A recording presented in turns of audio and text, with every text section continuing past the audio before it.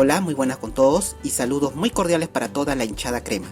Esperemos de que este domingo, 27 de enero, a las 5 de la tarde, estemos alentando el partido entre Carlos Amanucci y Universitario de Deportes, con referencia a la primera fecha del torneo Apertura de la Liga 1 Te Apuesto 2024.